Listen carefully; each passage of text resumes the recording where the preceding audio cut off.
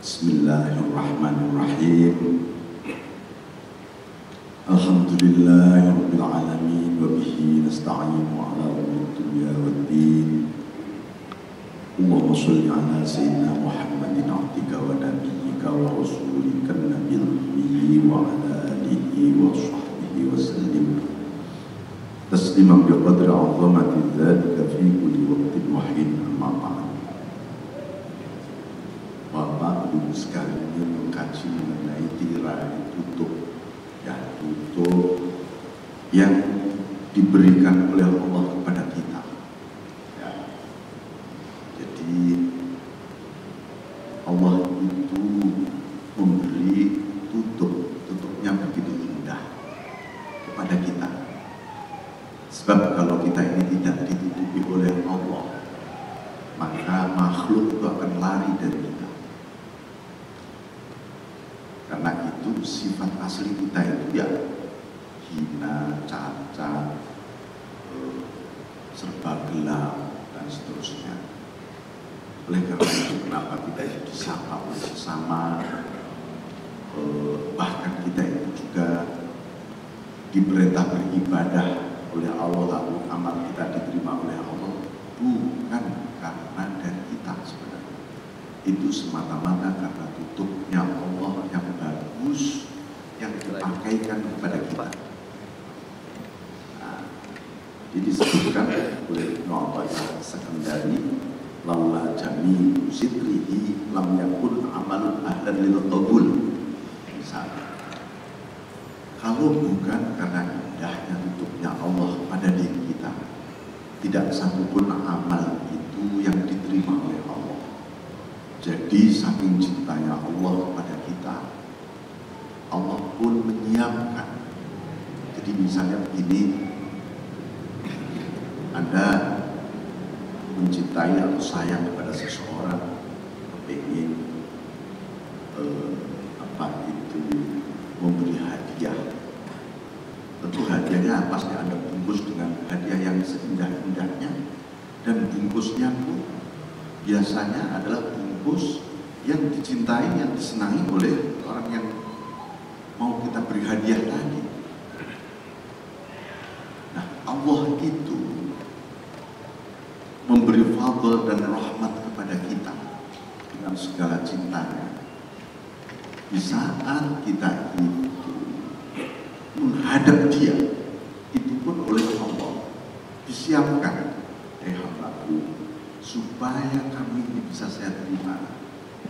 Nih, saya kasih tutup ya diri. Tutup itu dariku juga, biar pantas menghadap aku, lalu saya terima. Itu saking cintanya Allah kepada kita sampai disiapkan seperti itu oleh Allah.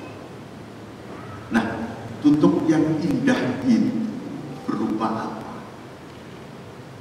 Tutup yang indah itu ya berupa keikhlasan kita ketika kita beribadah.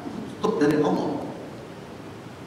Ketika kita ridho, ketika kita bisa syukur, bisa tawakal, ya, itu semua adalah cara Allah menutupi kita. Jadi ketika kita bisa syukur, tetap saja akhirnya yang berhak dipuji itu Allah. Maka bunyinya alhamdulillah, segala puji kayak apapun itu lillahnya bagi Allah. Manusia itu tidak berhak dipuji. Karena apa? Memang aslinya kita ini nggak memiliki kelayakan sedikit pun untuk dipuji.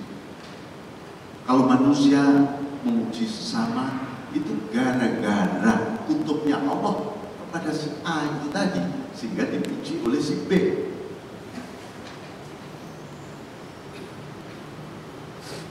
Nah, ini gambaran diri kita itu seperti itu. Maka para sufi menyebutkan ma'naka illa fadluh wala na'isha illa fi sidri walau kusyifal ghita la kusyifan amrin azim. Di sana, di mana-mana hidup ini, ya, tidak akan benar-benar layak disebut hidup kecuali karena fadlnya Allah.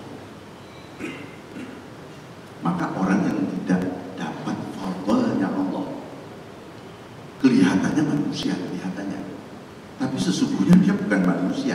Mungkin berjiwa binatang, berjiwa apa, bisa setan dia, dan seterusnya. Karena ada fadlnya Allah, lalu kita ini menjadi layak hidup. Nah, fadlnya Allah apa? Isinya fadl itu ya rahmat, nikmat, ya, anugerah. Dan dengan itu kita menjadi hidup.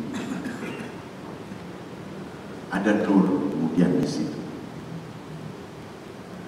Wala na'is illa fisdi. Kita juga tidak bisa hidup kecuali di balik tutupnya Allah. Maka suatu ketika Syekh Hasan Asy'ari qaddasallahu sirrahu wa radhiyallahu anhu, suatu ketika bermimpi bertemu Rasulullah SAW, lalu beliau diperintah tahhir thiyabaka minad danas, sucikan bajumu dari kotoran. Beliau bertanya, wa ma thiyabi ya Rasulullah, baju yang mana wahai Rasul yang harus saya sucikan? Loh, Allah memberi engkau 5 baju. Khamsata khuluq. Innallaha khalaqa 'alaika khamsata khuluq. Allah memberi 5 baju kepada kamu. Bersihkan. 1, baju namanya baju makrifah. Baju makrifah. Nah, kalau engkau baju makrifahmu suci, bersih, maka man arafallah sahura kullu syai'.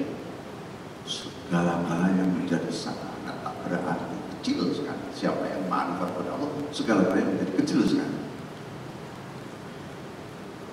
Nomor 2, baju mahabbah, baju cinta. Siapa yang mencintai Allah, hana kullu syai', segala sesuatu terasa hina. Nomor 3, khil'atut tauhid, baju tauhid. Siapa yang bersih baju tauhidnya, ya, lam yusyrik bihi syai'ah, di hatinya tidak ada musyrik, hatinya wis Allah saja. Oh, tandanya orang itu baju tauhidnya bersih.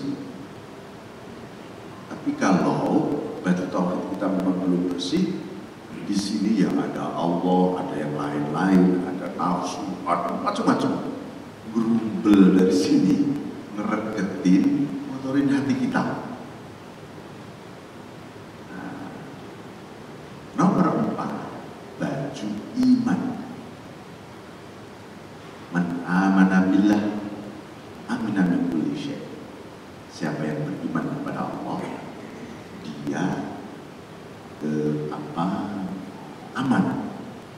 Hatinya itu aman dari segala-galanya. Aman itu apa ya? Aman itu berarti di hatinya tidak ada takut, tidak ada gelisah, tidak ada khawatir, tidak ada cemas, tidak ada ragu-ragu, semuanya. Itu namanya baju imannya bersih. Nah, kalau masih, waduh, ada apa ini? Waduh, nah, kita harus sucikan baju iman.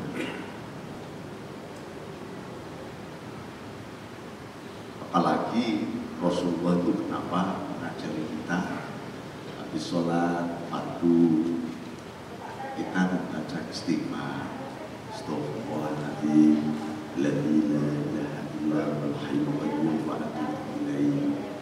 Lu habis sholat kok malah diperintah istighfar ya? Mestinya habis sholat itu kan sudah selesai, sudah diampuni. Kenapa harus beristighfar? Rupanya itu cara Allah melalui Rasulullah sayang kepada kita. Hambaku, kamu butuh aku ketika kamu sedang beribadah. Tadi kamu ketika beribadah jarang butuh aku, butuh pertolonganku. Karena itu habis sholat, ayo minta ampun padaku. Sampai begitu, ampun. Tadi kamu Allahu Akbar, memang ingat aku, niat ingat aku. Baru mulai kabiru walhamdulillahi kabiru, sudah kamu gak ingat aku kan? Jelang-jelang salam baru ingat aku lagi. Gitu. Itu berarti ketika kita beribadah sangat butuh anugerah pertolongan Allah supaya ingat Allah terus.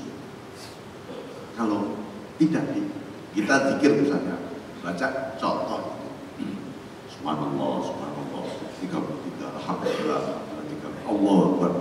Kita baca 33, 30, terakhir Allah Akbar 34, 100. Itu dari subhanallah, dari alhamdulillah, dari Allah Akbar. Ucapan itu tadi yang hadir hati kita di hadapan Allah. Yang nomor berapa itu tadi hitungan.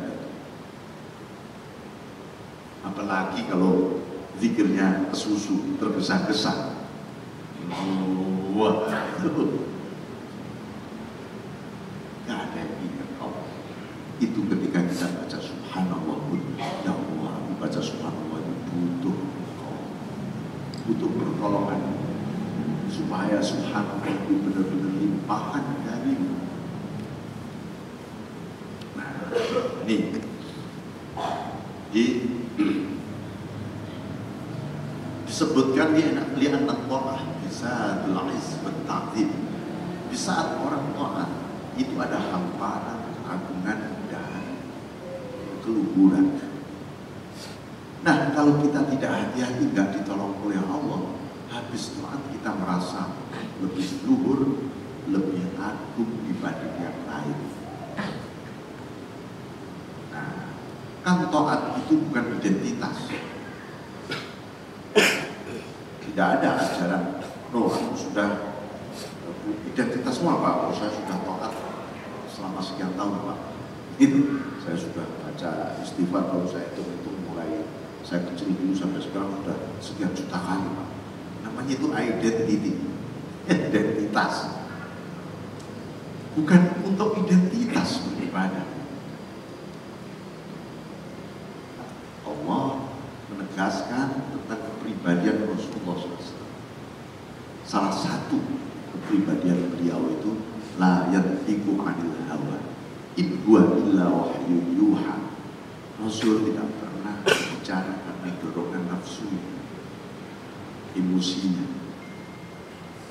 tapi semua itu disampaikan melainkan karena wahyu yang mendorong beliau.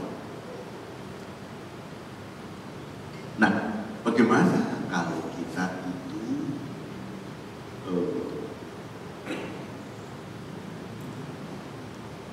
mengenal indikator, tanda-tanda kebenaran yang saya sampaikan tadi, saya sampaikan dengan hawa nafsu, apa dengan penuh dengan ketulusan. Maka Ibnu Abbas Al-Mursi, beliau mengatakan begini kiatnya, beliau kiat. Ketika ada kepingin menyampaikan kebenaran kepada siapa saja, individu, publik, atau siapa saja, tandanya ketika orang yang mendengar itu mengiyakan, ya, mengiyakan, oh ya, ucapan sampean benar, bagus, lalu Anda merasa senang, gembira karena iyanya dia tadi, ya, itu tandanya kita tadi menyampaikan ada dorongan nafsu.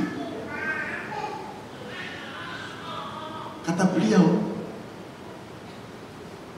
gembiralah kalau Allah mengiyakan hatimu ketika Anda menyampaikan kebenaran itu.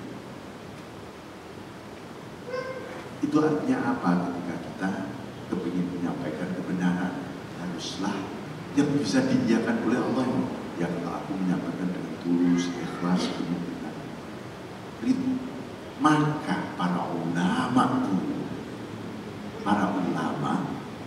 dulu salah satu adab dalam adab taklimul muta'alim, nah, adab ajar mengajar, sebenarnya itu seorang guru maupun seorang murid ketika mau belajar hendaknya punya wudu. Contohnya hendaknya punya wudu supaya apa? Supaya ada ketulusan itu tadi, ada keikhlasan. Minimal fisik kita suci, insya Allah akan menghantar kesucian batin kita. Mudah, lebih mudah. Nah,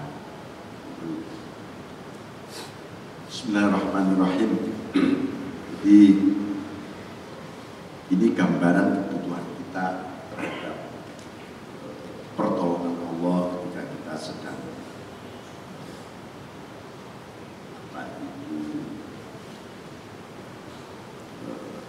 taat.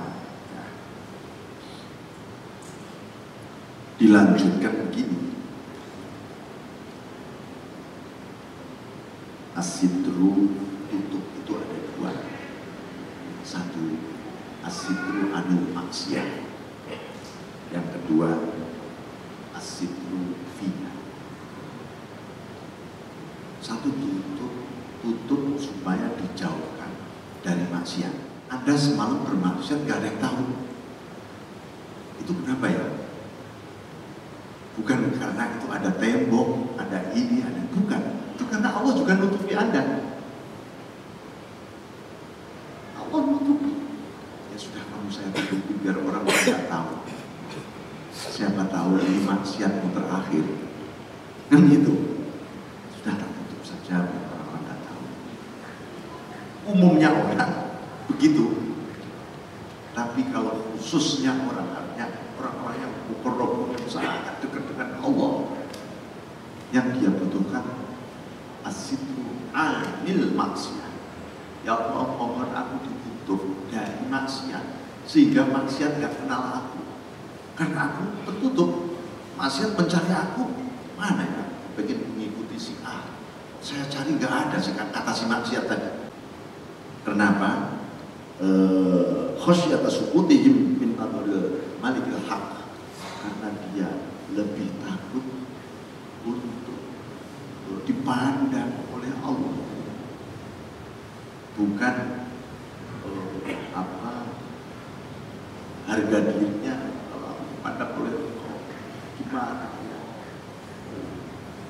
Tapi kalau umumnya orang, aku nanti kalau ketahuan harga diriku hancur dong. Itu umumnya orang, tapi para alifun, orang-orang yang sedang menuju pada Allah, aku kalau sampai memasuki wilayah itu, aku takut engkau tidak lagi memandangku. Nah, ini yang dilihat Allah. Oleh karena itu, dulu ada kisah seorang guru bersembaran pada para muridnya. Kayak murid-murid, nih kamu nanti malam mau beleh ayam. Pokoknya masing-masing menyembelih di tempat yang sunyi, yang tidak satupun diketahui oleh makhluk. Wah, semua akhirnya habis itu kamu store sini, kita pesta bareng-bareng menyembelih di tempat yang tidak dilihat oleh makhluk. Rupanya akhirnya besoknya semua pada store itu sembelihan itu kepada gurunya. Gimana kamu menyembelih di mana? Di sana. Wahai guru, tak satu pun ada suara yang melihat saya. Semua ditanya.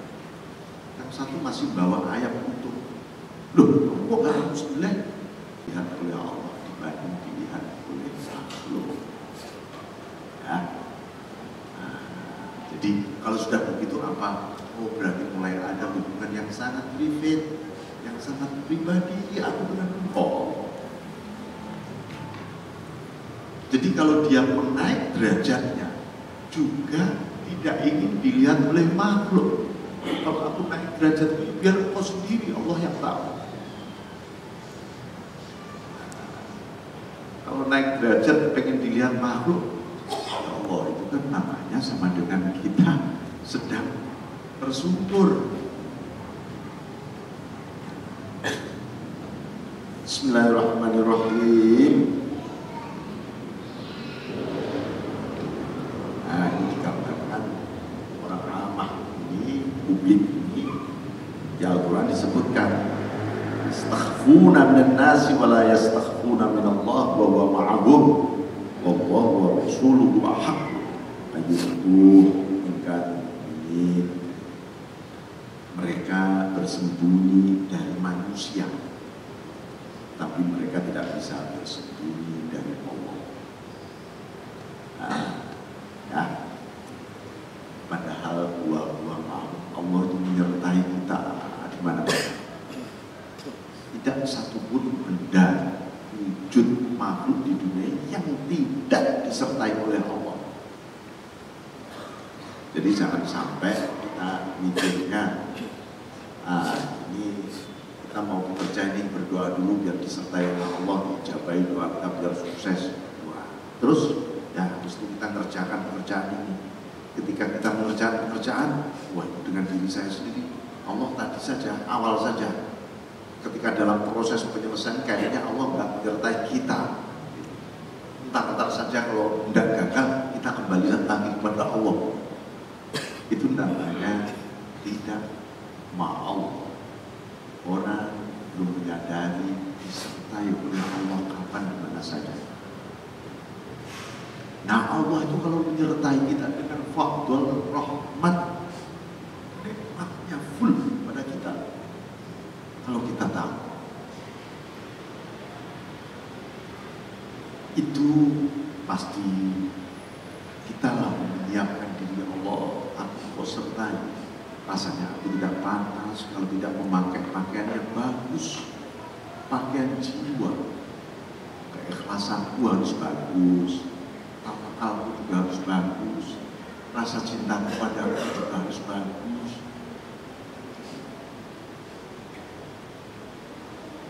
Lalu kita baru mendoakan yang lain. Semoga anak cucuku sampai akhir zaman engkau beri pakaian nur cahaya yang bagus hatinya. Nah, ini ya.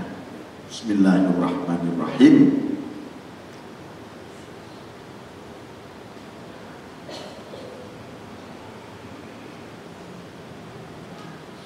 Di dalam salah satu hadis qudsi Allah itu yaqulullahu tabaraka wa ta'ala, Allah mengatakan ya ibadi, hai hamba-hambaku, in kuntum ta'taqiduna anni la arakum fal khalal fi imanikum. Kalau engkau meyakini bahwa aku tidak memandangmu terus menerus, berarti ada cacat di dalam iman. Banyak begitu. Wa in kuntum ta'taqiduna anni arakum, kalau kamu meyakini bahwa aku memandangmu terus menerus, falimata ja'altumuni ahwanan nadirina ilaikum. Kenapa kalian semua memandangku begitu remeh?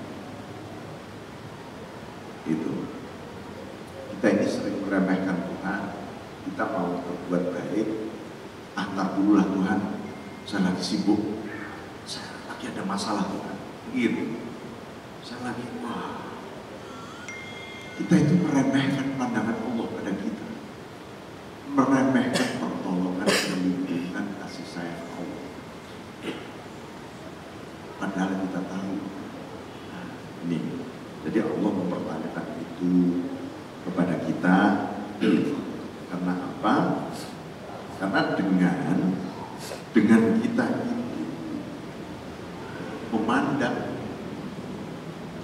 bahwa yang aku butuhkan adalah pandangan Allah, itu membuat kita itu terus-menerus mensyukuri nikmat Allah.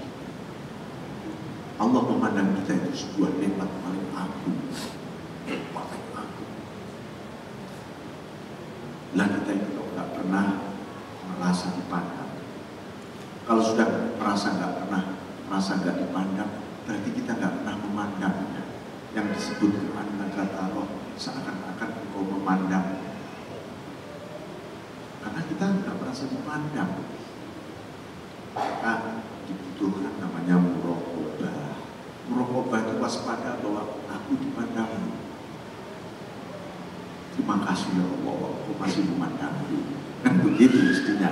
Bukan kita, ya Allah, Allah masih ngawasi aku tak bersembunyi begitu.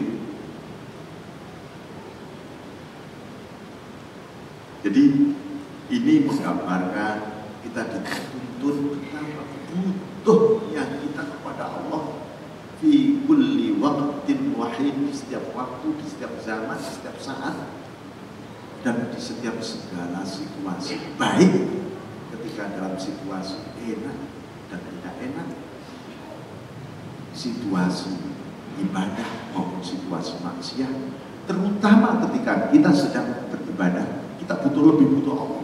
Ketika kita sedang enak, lebih waspada kepada Allah dibanding ketika sedang tidak enak, lebih banyak kembali kepada Allah. Tapi ketika sedang enak, jarang yang kembali kepada Allah. Wah, beres sekarang loh. Ketika beres itu harus cepat kembali kepada Allah. Jadi ini gambaran ya Bapak dulu yang pernah saya sampaikan mengenai doa Rasulullah SAW. Rasulullah itu sudah diberitahu oleh Allah, lalu disampaikan kepada umat tentang kemenangan perang Badar. Allah menjamin kemenangan. Tapi Rasulullah malah berdoa dan doanya sangat-sangat luar biasa. Kalau ini sampai tidak menang ya Allah, lantuk bantahan, engkau nggak bakal disembah. Loh, lumayan, sangat tajam, mungkin sekali. Sampai Abu Bakar, ya Nabi ya Rasul, jangan begitu nanti. Allah sudah menjamin kita, kenapa mau berdoa seperti ini? Nah, ini hebatnya Rasulullah SAW. Ngajari umatnya. Ini umumnya orang kan seperti Abu Bakar. Nah, Abu Bakar tahu bahwa Allah menjanjikan anak, ya sudah pasrah saja, sudah terang-terang aja perang-perang lah, pasti menang kan? Aman. Tapi Nabi tidak. Kenapa? Karena Abu Bakar melihat dohirnya janji Allah saja. Lahiriahnya tenang, sudah tidak. Seperti kita besok ada rencana ulang tahun, diberitahu oleh malaikat, diberitahu oleh Allah lewat ilham, lewat isyarat, besok berhasil. Umumnya orang malam ini malah tidak berdoa, malah tidak beribadah. Dah beres, sudah berhasil Pak besok. Kita tinggal enak-enakan santai saya malam ini. Gitu. Tapi kalau ajaran Rasulullah tidak begitu. Allah berdoa, Allah sampai mohon berhasil, padahal sudah. Supaya apa? Bahwa hakikatnya janji kemenangan Allah itu supaya kalian semua benar-benar menyatakan kehambaanmu padaku. Rahasianya di situ. Apa wujud nyatanya kehambaan? Wujudkan rasa hina-dinamu, rasa butuhmu, rasa tak berdayamu, rasa lemahmu di hadapan. Nah, malah itu yang harus kita wujudkan.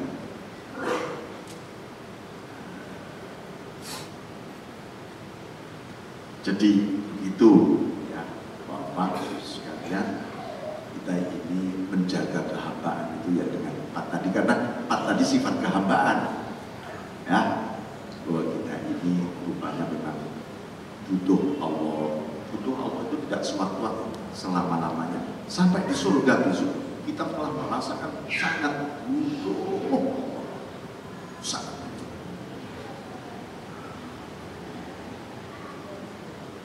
kita lemah, tak berdaya.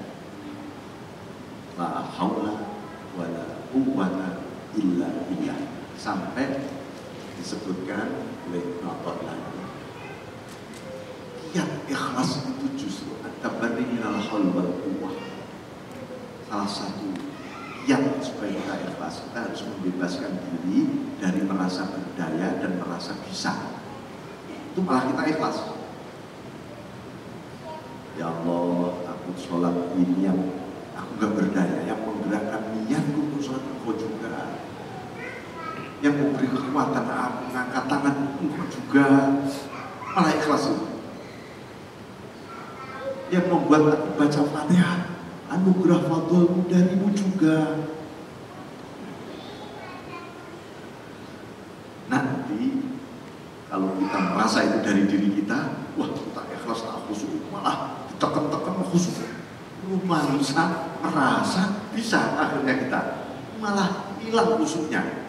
Kan begitu biasanya. Gara-gara kita merasa bisa itu.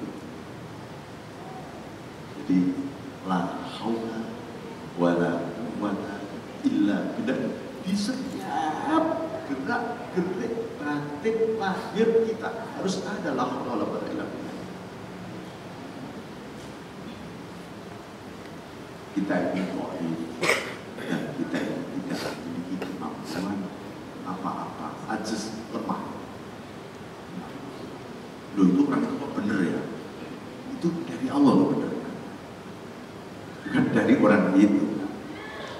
Seluruh kebajikan al-ihsan minallah, semua kebajikan yang kita lakukan full dari Allah, tidak ada yang tidak dari Allah, tidak ada dari diri kita.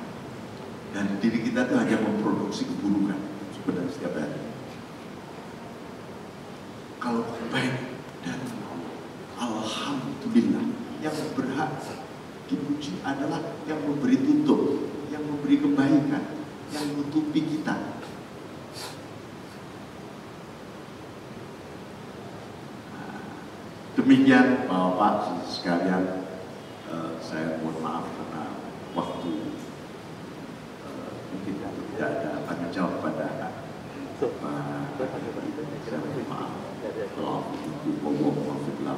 Assalamualaikum warahmatullahi wabarakatuh.